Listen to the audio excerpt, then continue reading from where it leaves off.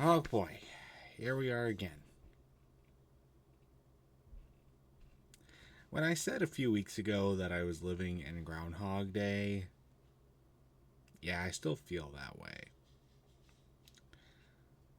This has been the same story for the Red Wings now for roughly the last 3 to 4 years. There's so much hope coming into the regular season, so much hope, and then they do so good to start the season, and then they're like sitting at the top of the league, and then March comes and they absolutely collapse, and it's unbelievable, and they miss the playoffs just barely.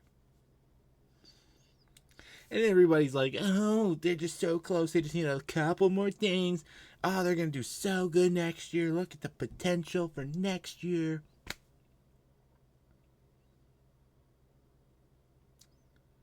Folks, I think we need to stop saying that they're going to have that level of potential next year. Don't you think? This stupid fucking Yzerplan, the Yzerplan, has failed. The Red Wings lost again.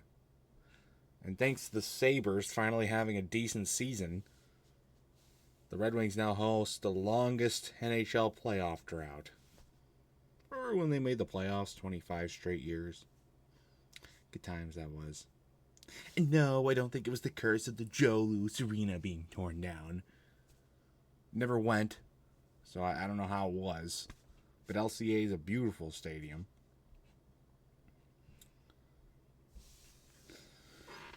But I think the big problem is here that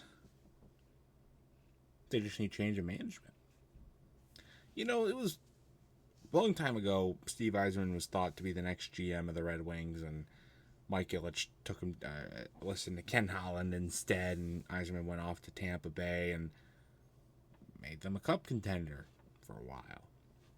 And then we finally brought him in. Everybody was like, oh, this is going to be a great idea, great idea. And you know, it was a great idea at the time. It makes sense, right?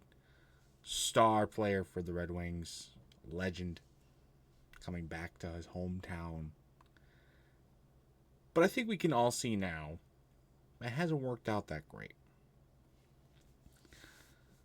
We've gone all in on old, second tier talent,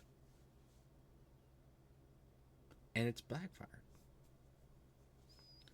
And the thing is, with a lot of these playoff collapses, right? If you know you're going to collapse in March, you gotta win all your games before March. And there were many opportunities this season alone for the Red Wings to do that. I mean, they choked in overtime in their first game of the fucking season. How about blowing a 3-1 lead in 2 seconds against the Golden Knights? Look, in years past, I remember they played a marquee game against the Capitals. Their goalie they just couldn't score against a mid-tier goalie of the Capitals. That ended up being the difference between making the playoffs. What are you going to do about that?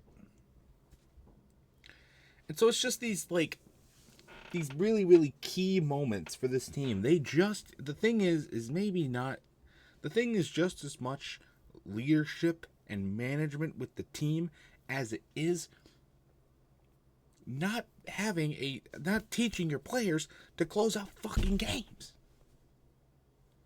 I mean, the Red Wings played in overtime so much, especially down the stretch. And many times, it was leads that they couldn't hold. Or it was tie games that they couldn't keep up with. I mean, they went on Easter and choked. They were down 4-1 against the Wild.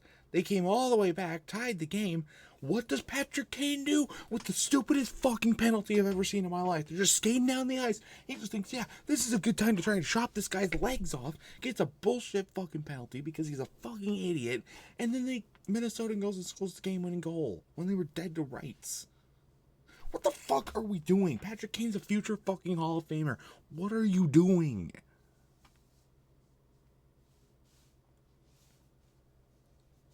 And it's bonehead moves like that summarize the entire Red Wings season. the last, 3 seasons. It's like they rattle off a few good wins, they get super cocky, they choke big leads, but hey, they go to overtime, so they still get a point, and then teams like fucking Columbus or Washington or fucking Philadelphia rattle off a ton of fucking wins when they weren't supposed to and steal a playoff spot because the Red Wings were getting conservative.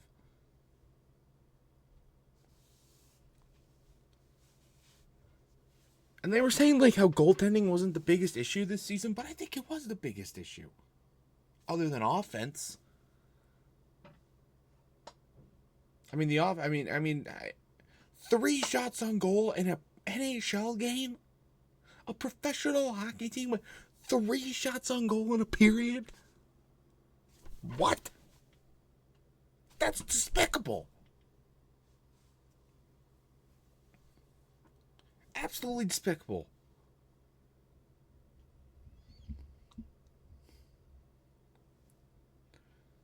It's more despicable because one of those goals went in.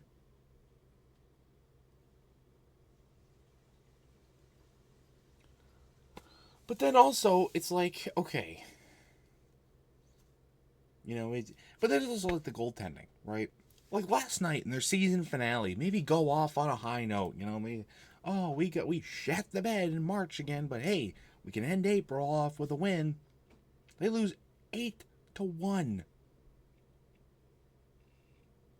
8-1. How do you give up 8 goals in a game? Were they just going empty net?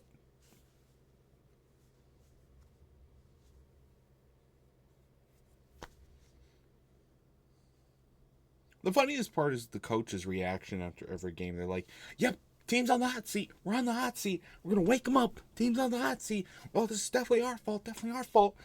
Stop saying it and actually fucking react to it on the ice. He'd say that and the team would have 3 shots on goal in a period and lose 5-1. And the only 1 goal they scored was at the last second.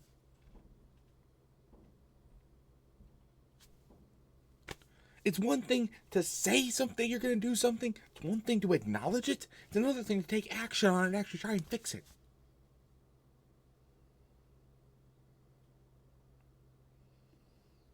And the only action that I could think of to try and fix it at this point is to blow it up. These players ain't getting any younger. You already gave away all your draft picks.